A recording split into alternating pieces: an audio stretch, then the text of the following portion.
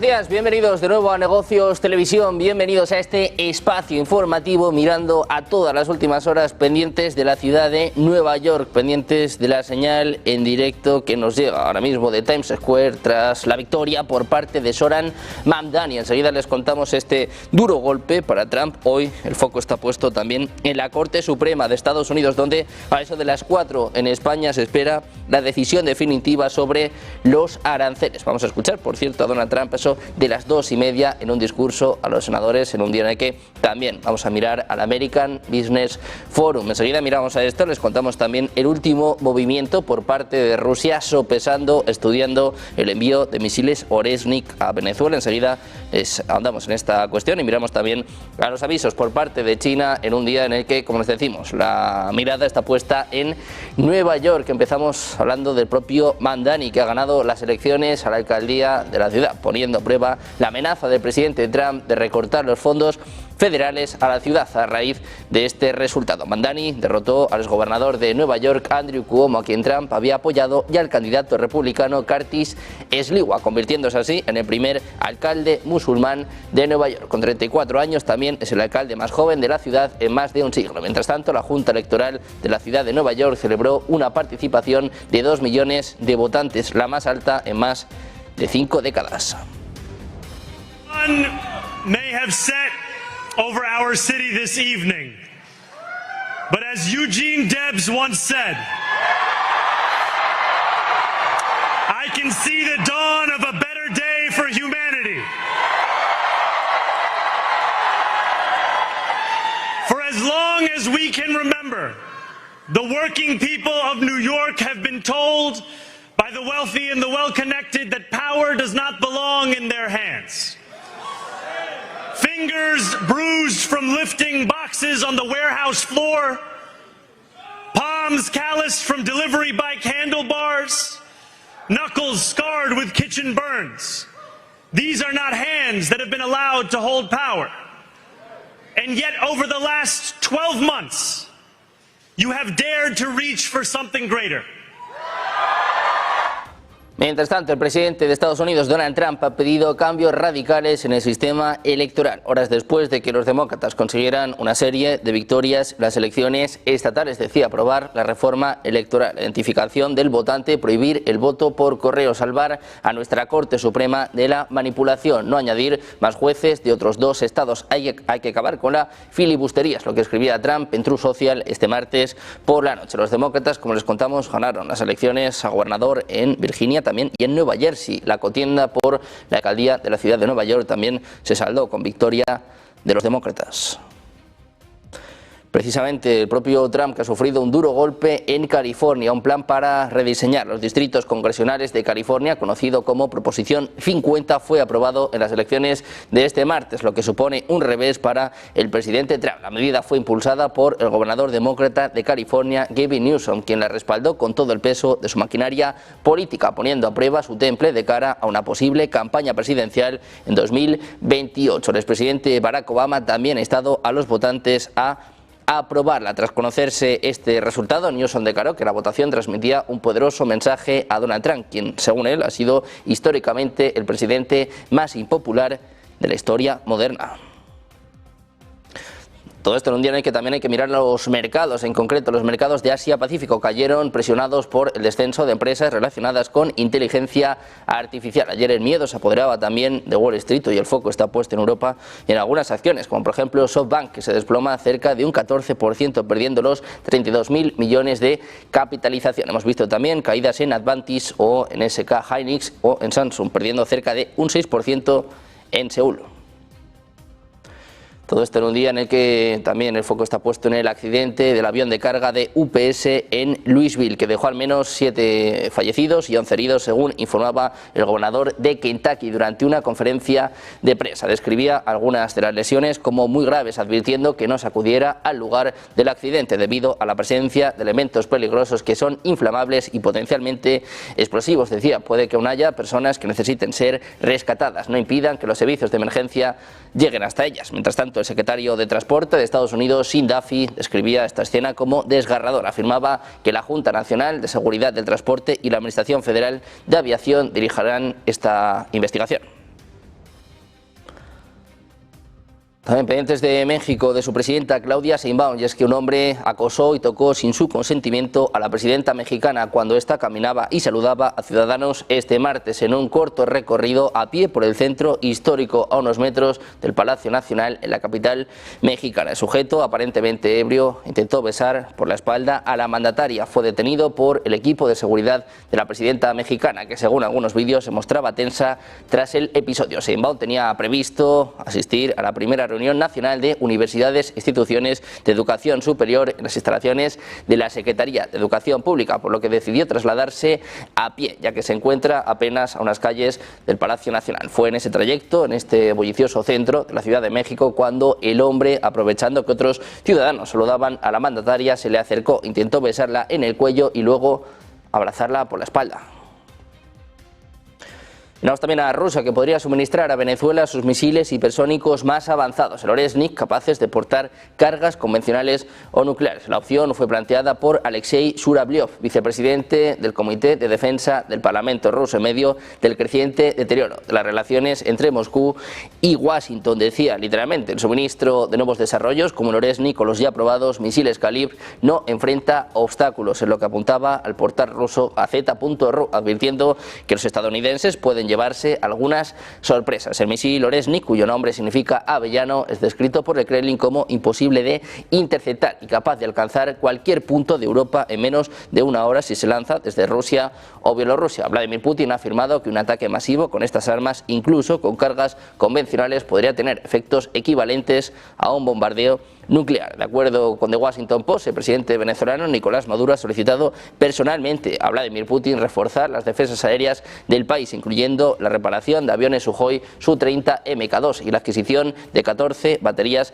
de misiles. En su carta, Maduro calificaba a los cazas rusos como el principal elemento de disuasión ante la amenaza de guerra. Mientras tanto, les contamos que el New York Times reporta que el presidente Trump se encuentra desarrollando una serie de opciones militares para acabar con Maduro y que están blindando el aspecto legal para los ataques sin una declaración de guerra oficial. La administración Trump ha desarrollado una serie de opciones para una acción militar en Venezuela, incluyendo ataques directos contra unidades militares que protegen a Nicolás Maduro. Los asesores de Trump han solicitado al Departamento de Justicia orientación adicional que pueda proporcionar una base legal para cualquier acción militar más allá de la actual campaña. Dicha orientación podría incluir una justificación legal para atacar a Maduro sin necesidad de obtener la autorización del Congreso para el uso de la fuerza militar y mucho menos una declaración de guerra. Por su parte, el presidente de Venezuela, Nicolás Maduro, aprobaba este martes una serie de propuestas del chavismo sobre lo que sería la transición a una lucha armada en caso de una agresión por parte de Estados Unidos, que mantiene, como saben, un despliegue militar en el Mar Caribe cerca del país. Durante un congreso del Partido Socialista Unido de Venezuela, el jefe de Estado dijo haber recibido un documento con un conjunto de ideas para pasar de la lucha no armada a la lucha armada, en función de defender la integridad territorial, la dignidad y el derecho a la paz y al futuro del país, aunque no dio detalles de las propuestas presentadas. En ese sentido, sostuvo que se trata de ideas para preparar al pueblo en el marco constitucional y legal del concepto estratégico de la defensa integral de la patria, para pasar de la lucha no armada a la lucha armada nacional y continental, si fuera el caso, si Venezuela fuera agredida, dice, por el imperio norteamericano. Dice que las ideas están aprobadas y que el partido debe proceder a su aplicación inmediata con orden de operaciones por cada calle y por cada comunidad, para que todo su pueblo, con tranquilidad, con serenidad, con firmeza y con valentía, esté en el máximo nivel de preparación.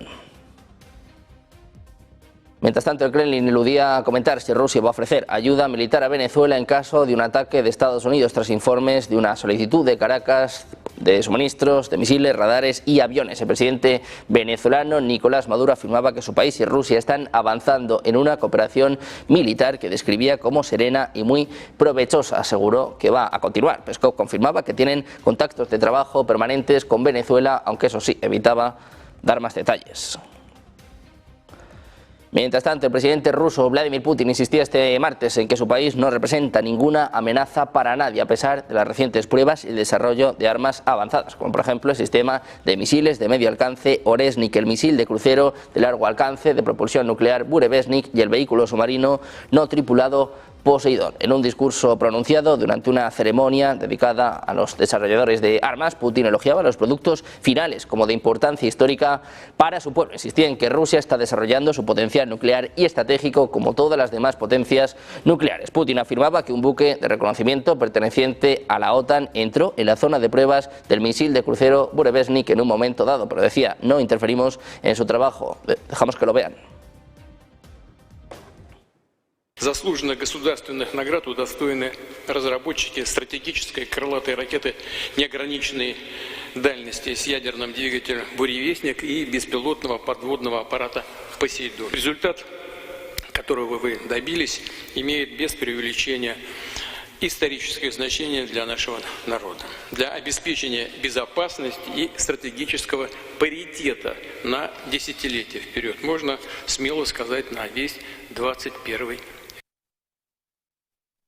Por su parte, el viceministro de Asuntos Exteriores ruso Sergei Ryabkov ha confirmado este miércoles en unas declaraciones que actualmente no se dan las condiciones para una reunión entre el presidente ruso Vladimir Putin y su homólogo estadounidense Donald Trump. Decía, una reunión al más alto nivel, cualquiera que sea, requiere una preparación exhaustiva y una consideración minuciosa de todos los aspectos. A día de hoy no se cumple ni la primera ni la segunda condición para organizar dicha reunión. Es lo que apuntaba el propio Ryabkov, comentando la opción de una reunión entre Putin y Trump. Al mismo tiempo, ha indicado que las diplomacias rusa y estadounidense se ocupan activamente de todo lo relacionado con la parte de contenidos de este tipo de contacto. Decía, para nosotros lo importante es garantizar que se llenen de contenido concreto los marcos formulados por los presidentes Vladimir Putin y Donald Trump cuando se reunieron, por ejemplo, en Anchorage a mediados de agosto. Es lo que insiste el propio Ryabkov.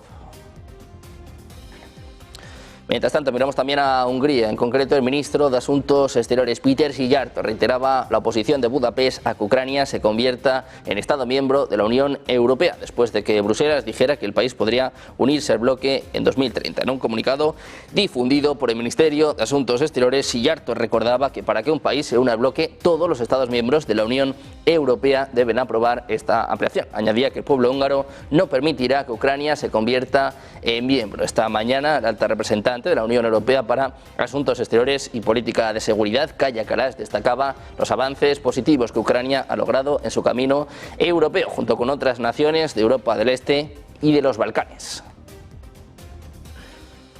Miramos precisamente al presidente ucraniano Volodymyr Zelensky afirmaba que Ucrania está haciendo todo lo posible para lograr la adhesión a la Unión Europea y que es crucial que sus resultados reciban el apoyo adecuado en Europa. En un mensaje en X celebraba que el ejército ruso se haya visto obligado una vez más a aplazar sus propios plazos militares. Afirmó que hoy tiene el informe más positivo de la Comisión Europea en 3 años. Enfatizaba que Ucrania está dispuesta a abrir los grupos de diálogo y continuar las conversaciones incluso en tiempos de guerra, lo cual, dice, es absolutamente sin precedentes en toda Europa. Este es el mensaje de Kaja Kallas, estas declaraciones de Zelensky. Russia's full-scale invasion in Ukraine and the geopolitical shifts make the case for enlargement very clear-cut. Enlargement is not a nice to have, it is a necessity if we want to be a stronger player on the world stage. Chances to enlarge the Union do not come often, these opportunity windows do not open very often, but this window is open now and we have to use it.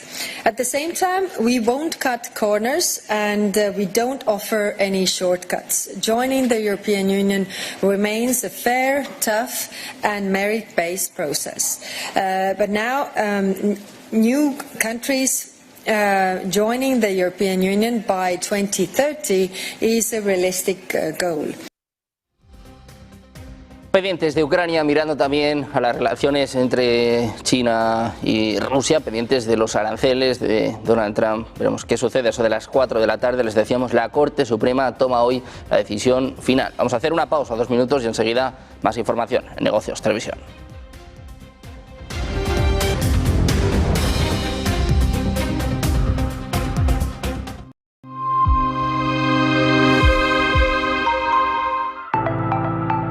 Blockchain es una tecnología basada en una cadena de bloques de operaciones descentralizada y pública. Esta tecnología genera una base de datos compartida a la que tienen acceso sus participantes, los cuales pueden rastrear cada transacción que hayan realizado. Para que se hagan una idea, es como un gran libro de contabilidad inmodificable y compartido que van escribiendo una gran cantidad de ordenadores de forma simultánea. El modelo más antiguo de una blockchain se creó a principios de la década de los 90, cuando el científico informático Stuart Haber y el físico Scott Stornetta emplearon técnicas criptográficas en una cadena de bloques como una manera de proteger documentos digitales contra la manipulación de datos.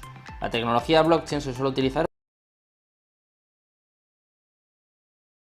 de transacciones de criptomonedas, pero es apta para muchos otros tipos de datos digitales y puede aplicarse a una amplia gama de casos de uso. La diferencia que hay entre blockchain y una red centralizada, es decir, un servidor tradicional que almacena datos, es que la red de blockchain se ejecuta en múltiples ordenadores distribuidos por todo el mundo y no en un sitio único. Esto hace que la red blockchain presente una serie de ventajas como la privacidad, la descentralización o la no dependencia de un ejecutor centralizado o la seguridad. Hay 4 tipos de blockchain. Por ejemplo, hay una blockchain pública, también conocida como sin permisos, que es aquella en la que cualquiera puede participar sin restricciones. Mira, tranquilo, SEAC responde.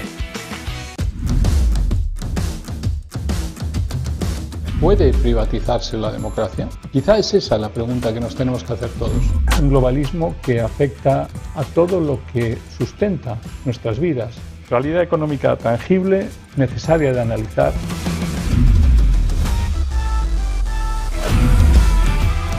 Esa necesidad de analizar el globalismo desde el punto de vista absolutamente económico, tangible y real.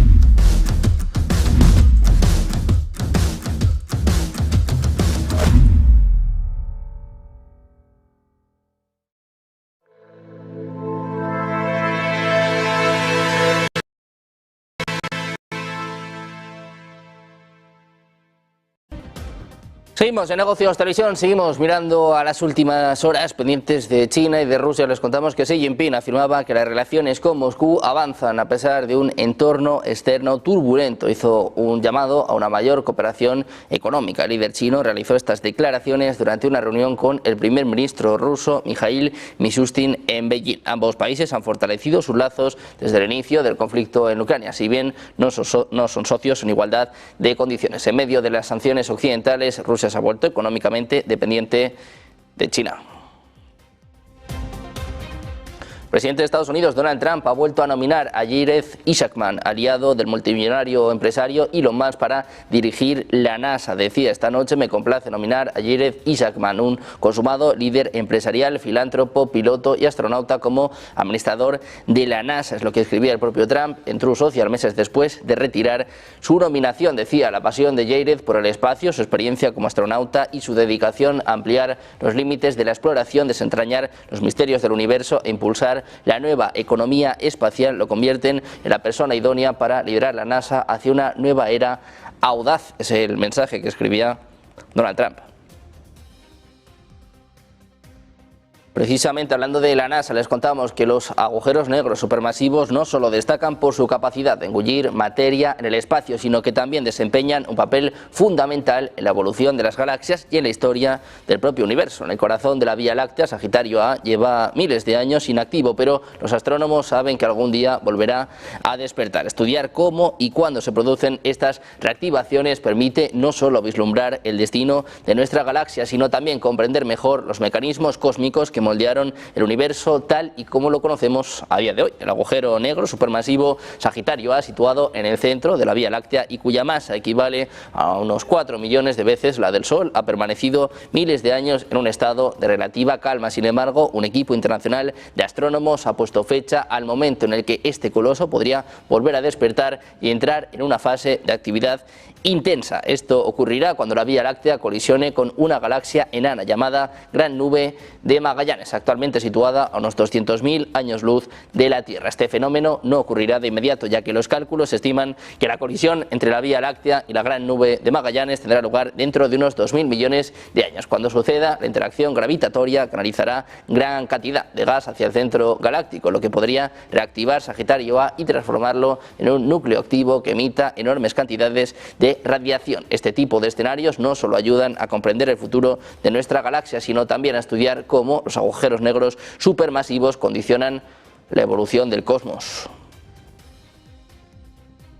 Volvemos a mirar a Donald Trump, que dijo que se reunía con altos representantes suizos para tratar temas comerciales y otros asuntos. Calificaba esta reunión como un gran honor para él. Decía, discutimos muchos temas, entre ellos y lo más importante, el comercio y el desequilibrio comercial. Añadía Trump que esta reunión se dio por concluida con el entendimiento de que su representante comercial, Jamieson Greer, continuaría tratando los temas abordados con líderes suizos. Trump felicitaba a todos los involucrados en estas conversaciones por un trabajo bien hecho. Por parte, el Ministerio de Finanzas de China ha confirmado este miércoles que suspenderá los aranceles del 24% sobre los productos procedentes de Estados Unidos durante un año, a partir del próximo 10 de noviembre, manteniendo al mismo tiempo un arancel del 10%. Pekín también planea eliminar algunos de los aranceles que impuso a los productos agrícolas de Estados Unidos a partir de esa misma fecha. El presidente Donald Trump formalizó previamente la reducción del 10% en los aranceles relacionados con el fentanilo sobre los productos chinos. Donald Trump ha formalizado la reducción del 10% de los aranceles relacionados con el fentanilo a importaciones chinas, bajando la tasa del 20% anterior. China se ha comprometido a tomar medidas significativas para poner fin al flujo de fentanilo hacia Estados Unidos, incluyendo la suspensión del envío de ciertos productos químicos designados América del Norte y el control estricto de las exportaciones de otros productos químicos a todos los destinos del mundo. Es lo que apuntaba el propio Trump en la orden que formalizó la decisión que anunció tras su reunión con el presidente chino Xi Jinping. La reducción entrará en vigor el 10 de noviembre. Dice además, advierte que si China no cumple con los compromisos descritos en la sección 1 de esta orden, podrá modificarla según sea necesario.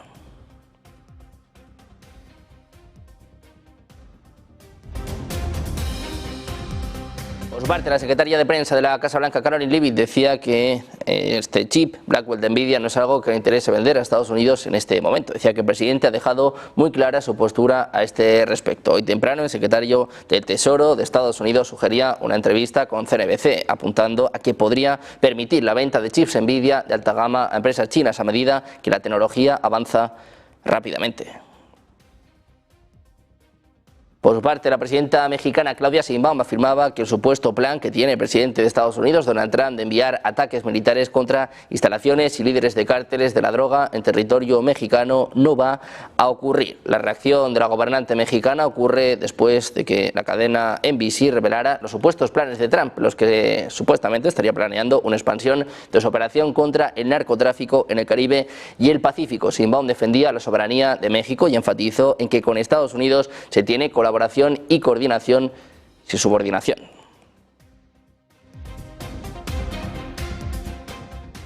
También mirando al cierre del gobierno federal en Estados Unidos, que cumple su 36º día. Está a punto de convertirse, de hecho ya es el más largo de la historia, después de que fracasara de nuevo en el Senado una medida provisional para reabrirlo. La propuesta republicana, que busca abrir el gobierno federal hasta el 21 de noviembre, ha sido rechazada por 14ª vez por 54 votos a favor y 44 en contra. Este es el mensaje por parte de la Casa Blanca. Esto es lo que dice Caroline Leavitt. We are digging into a contingency fund that is supposed to be for emergencies, catastrophes, for war. The best way to get the full amount of SNAP benefits to those beneficiaries is for Democrats to reopen the government. Pendientes del cierre del gobierno en Estados Unidos, de la Corte Suprema decidiendo sobre los aranceles, de Donald Trump hablando en el Senado. Vamos a hacer una pausa, 2 minutos, enseguida todas las claves en Ponte a la Acción, con Manuel Velázquez.